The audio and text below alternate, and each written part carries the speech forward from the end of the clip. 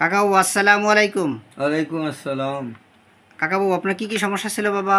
সমস্যা ছিল, গ্যাস ছিল, অ্যালার্জি ছিল, মাথায় ব্যথা ছিল, আপনার মাথা ব্যথা, মাথা ব্যথা ছিল, ঘাড়ে কোনো সমস্যা ঘাড়ে ছিল? ব্যথা ছিল, আচ্ছা গোলায় ব্যথা ছিল। আচ্ছা, গলার ভিতরে ব্যথা কেমন ছিল?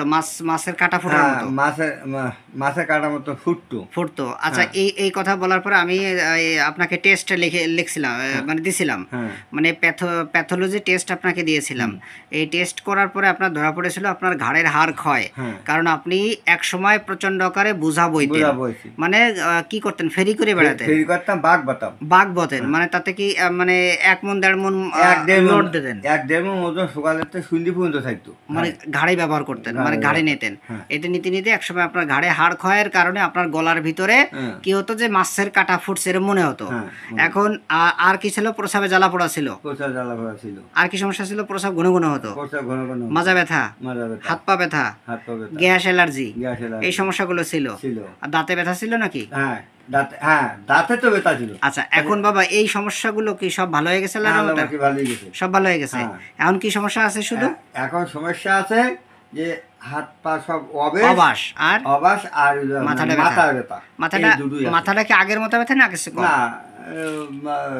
আগে সে কম। কিছুটা বন্ধুরা আপনারা কাকাবাবুর মুখ থেকে শুনলেন কাকাবাবুর যে সমস্যাগুলো ছিল। কাকাবাবু এখন 100%-এর ভিতরে 90% ভালো, তাই তো কাকা? হ্যাঁ। কিন্তু কাকাবাবুর এখন সমস্যা আছে, অবাস ভাবটা আছে, আর হলো মাথা ব্যথা একটু আছে, তাই তো বাবা? এই জন্য কাকাবাবুকে আমি কখন কি মেডিসিন বন্ধুরা দিয়েছিলাম, আগে আপনারা আমার কেসটি ইউটিউব চ্যানেল থেকে বা ফেসবুক পেজ থেকে দেখে আসবেন। কাকার নাম হচ্ছে কাকার নাম কি বাবা? সুবান। বাড়ি কোথায় আপনার? বাড়ি চালনা। চালনায়, খুলনা, তাই তো? তো কাকাবাবুকে অনেকবার আপনারা দেখেছেন। ওনাকে প্রথম ওষুধ দিয়েছিলাম 12ই মার্চে, তখন ক্লাবমোস দিয়েছিলাম। তারপরে 1 জুনে ক্লাবমোস, এবং 6 জুলাইতে সোডিয়াম ক্লোরাইড, 31শে জুলাই 2024 ওনাকে ট্রি অফ লাইফ 0/1 0/2 দিয়েছিলাম। তো এটা খেয়ে উনি এখন বলতেছে যে ওনার 100-তে 90% ভালো, কিন্তু ওনার একটা সমস্যা রয়ে গেছে, শুধু মাথা একটু ব্যথা আর হলো অবাস ভাব, তাই তো বাবা?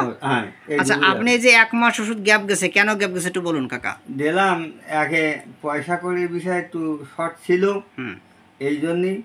আর এমনি অনেক কিছু এর জন্য আমি আসতে পারিনি। অনেক কিছু কি, মানে আপনার শরীর ভালো ছিল?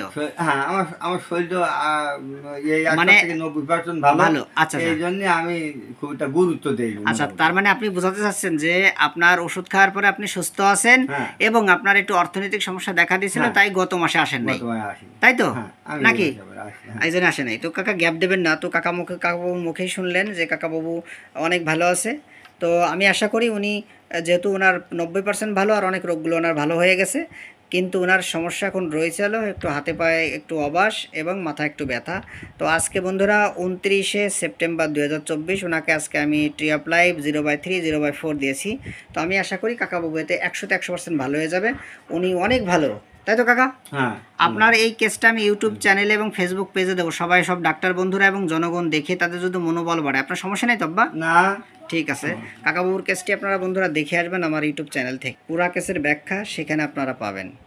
কাকাবাবুকে কেন আমি কখন কি মেডিসিন দিয়েছিলাম, বা আজকে কেন ট্রি অফ লাইফ দিই। যেহেতু রোগীর কেসের ফলো আপে বিস্তারিত কথা আমি বলি না, প্রথম ভিডিওতে সম্পূর্ণ বলা আছে। যারা জানতে চান আমার ফেসবুক পেজে এবং ইউটিউব চ্যানেলে যে এটা দেখে আসবেন।